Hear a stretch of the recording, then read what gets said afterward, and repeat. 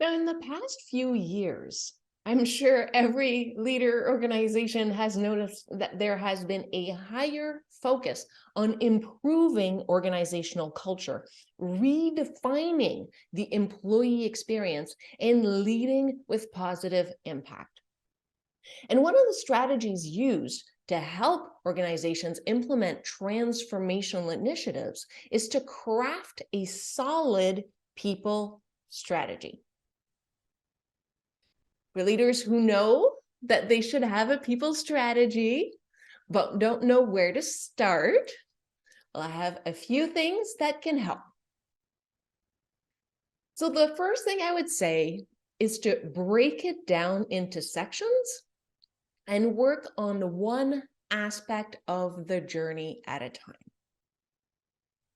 So what's that first section?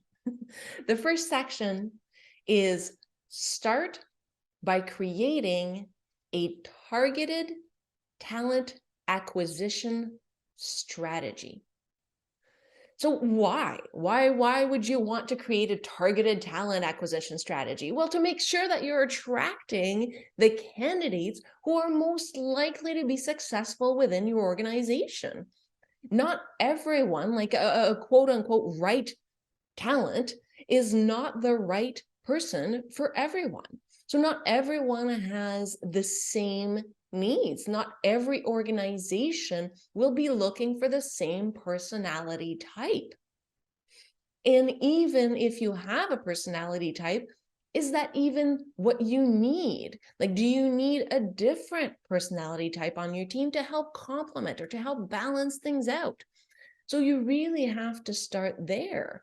You have to start with making sure that you're attracting candidates who are likely to be successful. And the reason I say that is because there is no perfect solution.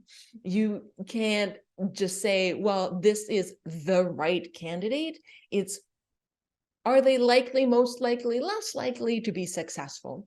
Because there will always be times when there's this person that you interview and you're like, this person's perfect. And then they show up and it's like, like a week, 2 weeks in, 3 weeks in, you're like, this is not working out the way I expected it to. It happens. But you want to try to reduce the number of times that happens by having a specific targeted talent acquisition strategy. And so a few of the things that you can do as part of it, just start by reviewing the language on your site, reviewing the language that you have in your job descriptions, reviewing the language that you have in your interviews. And then just developed an adaptable retention strategy. Because once you have those people, once you reviewed those things, you reviewed the language that you have on your site, reviewed the language that you have in the job description, you reviewed the language that you have in your interviews, you've made sure that the culture that is being advertised in those places is the culture that they're actually going to be living in the day-to-day, because that is super important. You need to make sure that that matches. Then once you've attracted those amazing individuals, then you need to retain them. So you need to develop a strategy that will help develop them, that will help elevate them. Now, each person, every person is motivated by different things. I mean, once we've taken the most obvious one, which is they have enough money, that the salary is such that it makes sense for the position, the environment, the skills level, all those things, and they are not in a position where they are concerned about, I'm not making enough money to, I don't know, pay my mortgage and feed my family. So once we kind of eliminate those factors, then we really get into different type of motivation. And that's where we really have to work at getting to know the person. And so really get to know what interests that person and how can we elevate them. So as part of that adaptation strategy that will flow from your recruiting strategy, then you want to make sure that there's lots of room for versatile, motivating elements, and make sure that those components can grow with the team members in their individual roles. And that could be maybe during the one-on-ones, you figure that out and you get to know them more and find out how to help elevate them. Maybe it's and support them as well. Maybe it's mentoring. Maybe you can support them that way. And just kind of figure out how you will be able to make them feel like they're growing, not just feel like they're own, but hopefully you can actually help them grow and develop and feel fulfilled at being in this position within your organization. And so kind of the third part that goes with that, right, once you have your targeted recruiting strategy, once you have your way to support them, your retention strategy, then you want to work on establishing a realistic exit replacement strategy. And you might be like, what? No, why would I want to work on that? Because people won't stay forever.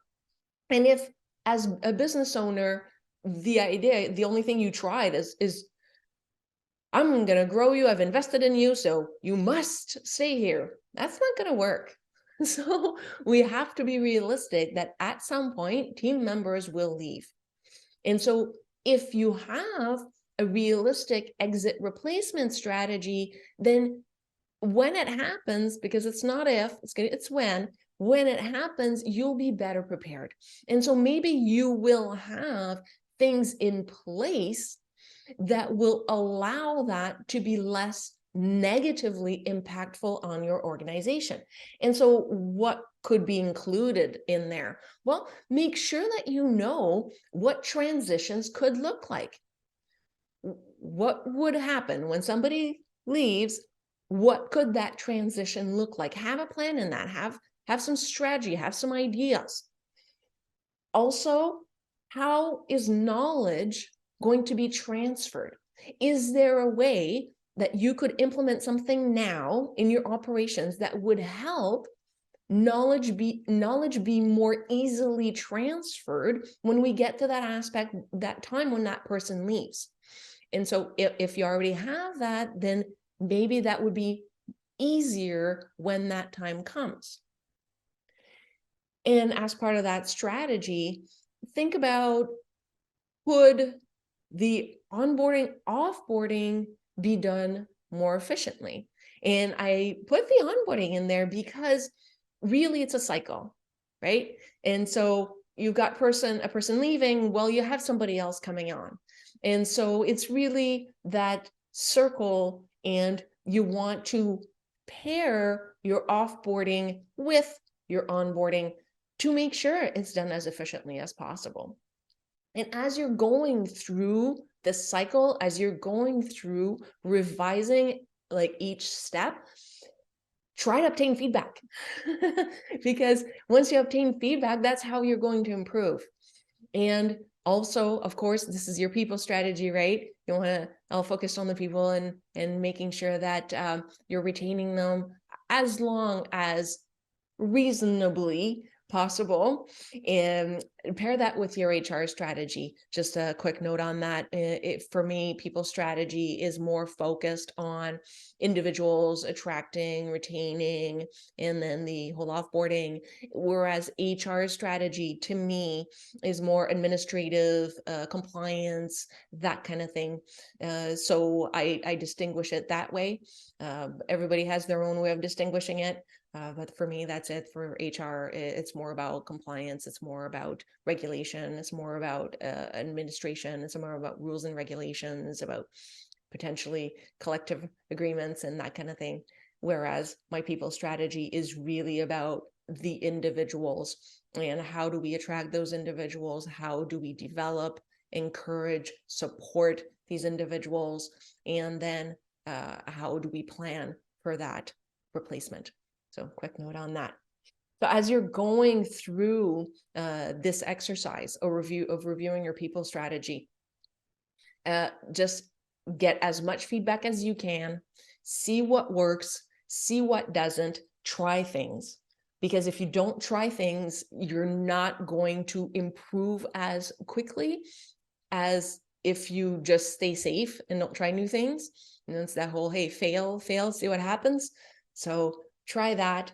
And once you've been through the 3 main aspects of that people journey, just go through the process again and incorporate changes. Just incorporate the changes, keep improving. And at one point, you'll essentially be able to follow various team members as they go through the cycle. Because once you've improved it enough, then you're just pretty much just looking for smaller points of improvements as opposed to big overhauls. And once you get into that almost like maintenance mode, then you can just, hey, follow people through the cycles and then obtain timely feedback, and then just keep adjusting, keep tweaking, keep making it better for that next team member.